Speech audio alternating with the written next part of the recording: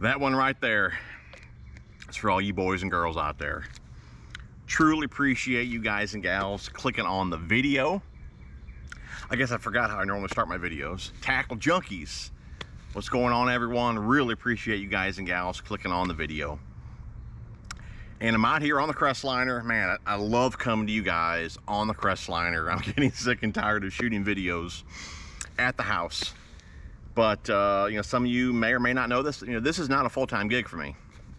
I do have another job. I own a truck washing business, so I don't get out here as often as I'd like to. A lot of times I'm shooting video at midnight or early morning or whenever I can. So I'm out here on the Crestliner today. Fishing is not that great. I'm not gonna lie. I'm not gonna lie to you guys. I've caught one little bass, one little crappie, had a nice 3-pounder on, and I even went back and tried to get her again and couldn't get her to bite. I believe she's spawning, but like I said, fishing muddy water, you can't tell. You really can't tell until you catch them, because you can't see in the water to really know what's going on. But hit me so fast, I drug her over a log and she popped off. So like I said, I went back trying to get her and no luck. But like I said, I wanted to make a video. Now that I'm out here on the Crestliner, I want to make a video. We interrupt the scheduled video with a tub.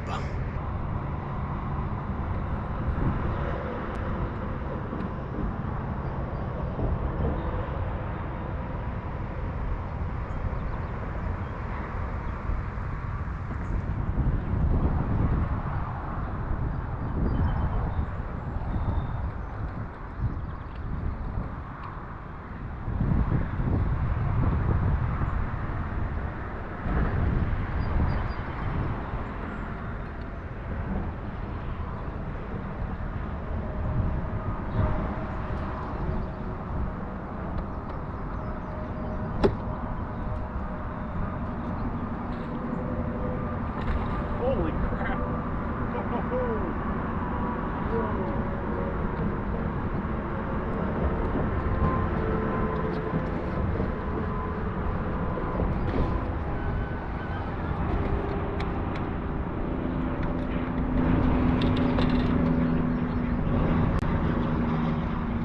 Yeah, boys!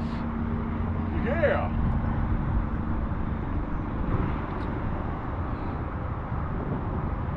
The old bomber.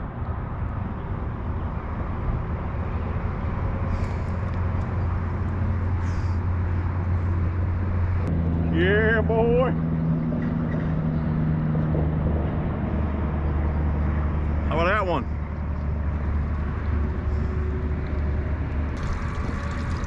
Okay.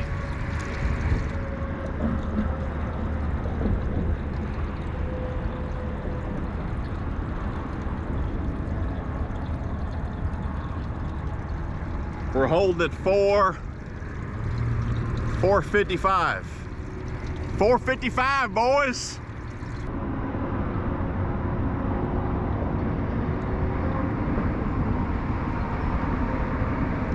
Tank.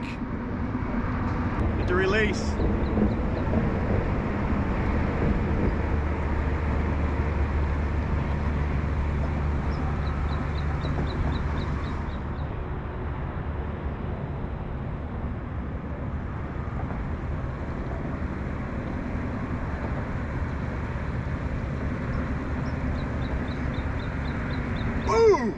Now back to the video.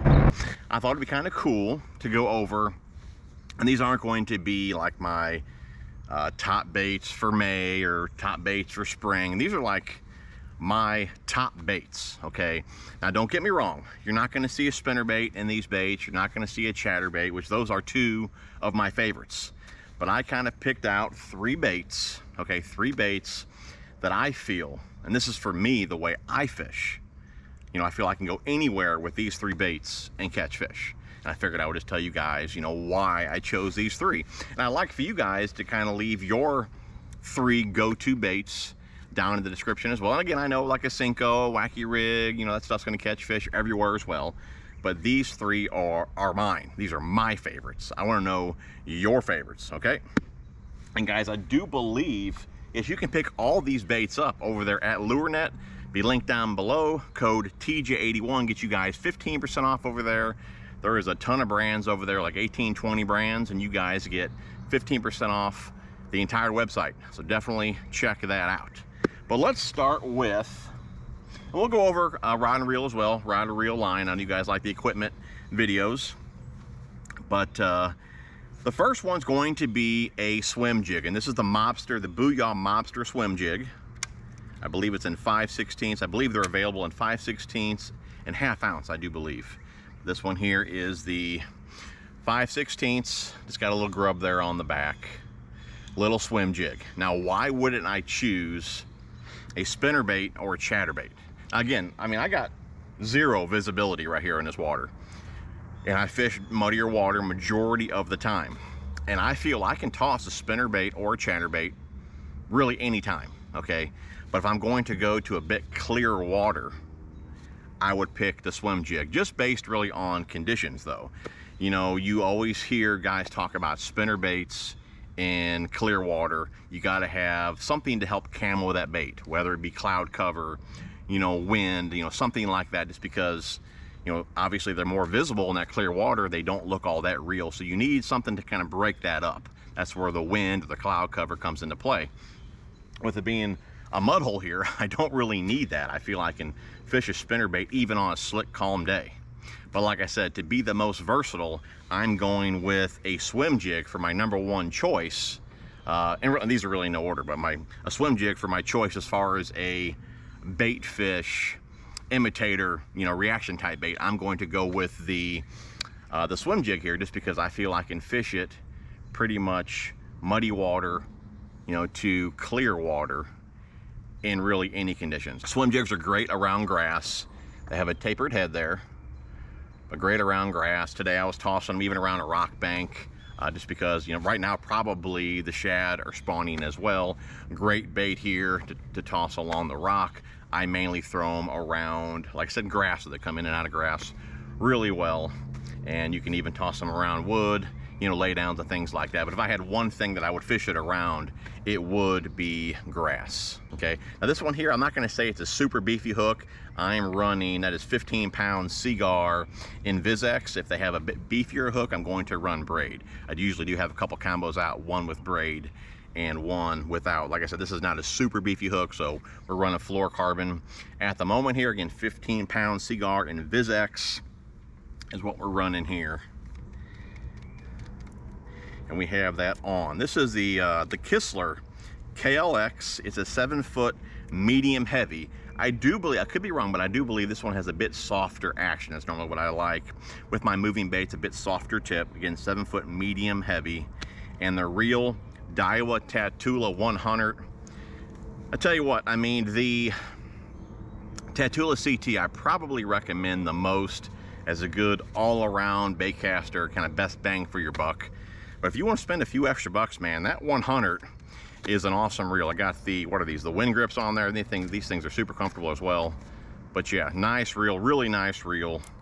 I think it comes in at maybe 169, 179. Like I said, a bit of a step up from the CT there, but a super nice reel for the money. So anyways, that's my combo for the swim jigs. All right, next up we're going to go to a soft plastic. These are the Yum Money Craw, and it's a swimming craw.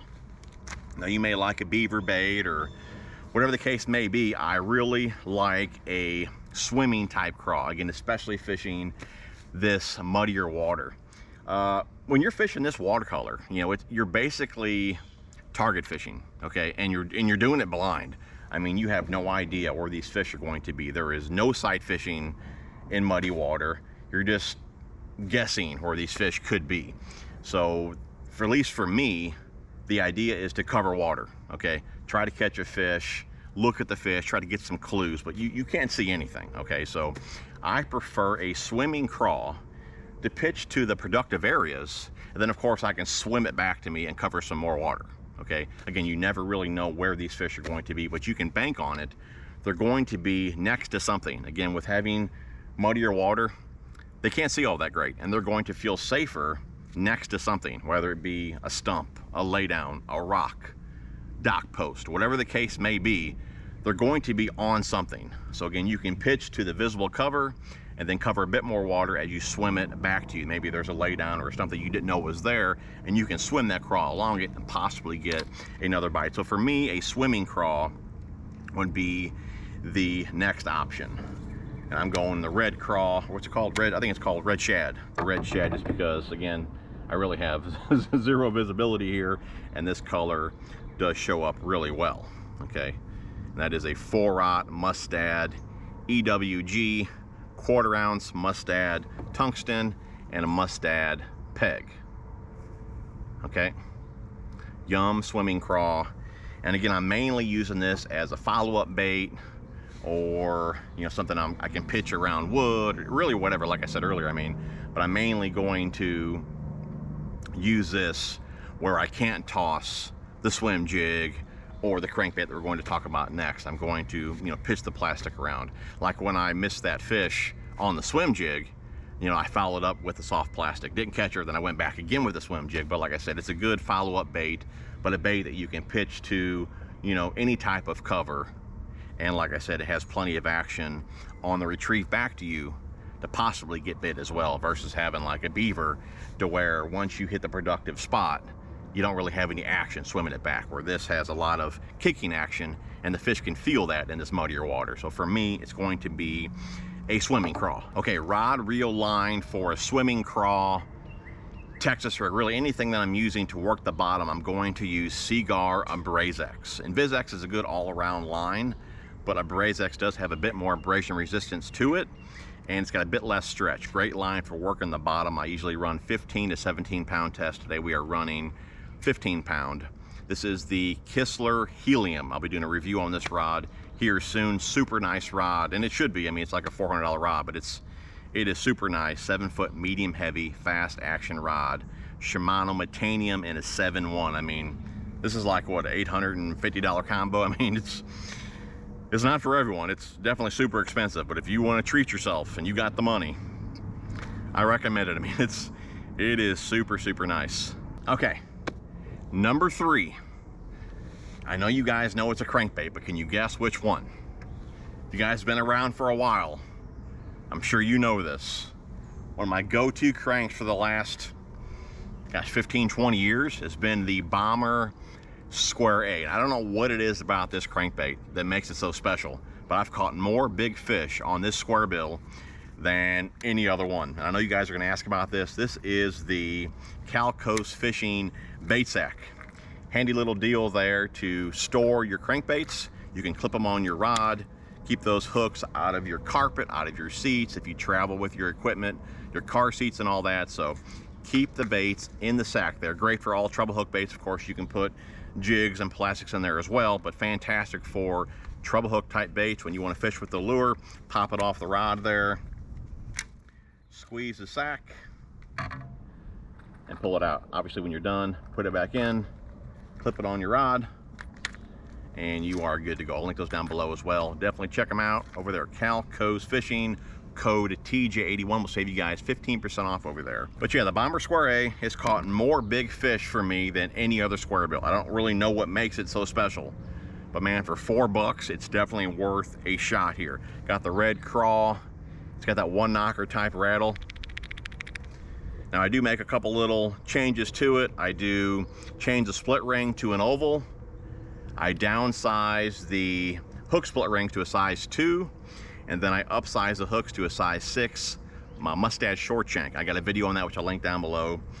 But I mean, just an awesome little square bill for $4. I don't believe there's any other crankbait out there, or square bill out there, that can compete with this bait at that price. I mean, for $4, it flat out catches fish. And what's great about it, it works so well, and it doesn't kill you to break one off, as it's only $4. Plus, if you're getting it over there at Lurenet, you're getting 15% off. So definitely keep that in mind as well. Now, I'll fish this square bill pretty much all over this lake, from rock banks to points, laydowns, stumps. I mean, just a good all-around bait to cover water, and I have a ton of confidence in it. So rod, reel, line for crankbaits. Usually I'll toss in Vizex anywhere from probably 12 up to 20 pound test. Really depends what I want to do with the bait. If I have a bait that's going to dive a bit too deep for the situation, that I'm going to put a heavier pound test on to keep that bait up, you know, a bit higher in the water column. And I'll do the same thing with mono. I'll even use up to 20 pound test mono. But really, not all line is the same. You have to keep an eye on the line diameter, because there are some monos out there that do have a pretty small diameter. I do believe Seagar Senshi, it's discontinued now, but their 20 pound test Seagar Senshi mono line, I do believe, was the same diameter as 15 pound Seagar and Vizex. So if you're going to use that 20 pound test to try and keep your bait up higher, it's not going to do that really much better than the 15 pound in Vizex, because the diameter is the same. Of course, in Vizex or fluorocarbon's a sinking line, so it's going to stay up just a bit higher with that mono. But if you're wanting to stay up an extra foot or two, you're going to want a mono with a bigger diameter, and that's kind of when I go to like Suffolk Siege or something like that, because the diameter is much bigger compared to the Seagar Senshi there. As far as the rod goes, this is the Akuma Guide Select 7-foot medium power with a mod fast action. And usually I don't crank with a medium power rod. I like a bit more beef in my rods. Now this particular series I don't believe comes in a medium heavy as far as a 7-foot goes. I'm not sure on the other lengths and all that, but for a 7-footer I don't believe it comes in a medium heavy. But this particular medium, to me, it's a bit stiffer than the mediums I usually use, but not quite a medium heavy. So it's kind of right there in the middle, so I really do like it for shallow cranking. Reel, Daiwa Zillion SV in a 6.3. Usually I crank with the Elite, but I did swap over to the Zillion this morning for cranking, and I'm definitely digging it for sure. Cranked with it a little bit last year, mainly chatterbaits, and I want to say spinnerbaits last year, but yeah, it's a great cranking reel as well. I do believe the Elite does palm a bit better than the Zillion. Either way, both awesome reels. Well guys, that should wrap it up. That's my top 3 baits. And again, we're not talking spring, we're not talking May. That's like my top 3 baits that I feel I can go anywhere, cover some water, and catch some fish. Whether I do or not, that's another story, but at least I feel I can catch fish with them. So anyways, let me know down below your top 3 go-to baits. Don't forget to head over there to Lurenet to use code TJ81 to get 15% off your order. Really appreciate you guys and gals watching. Love you guys. We will see you guys on the next one. Don't forget to smash that thumbs up.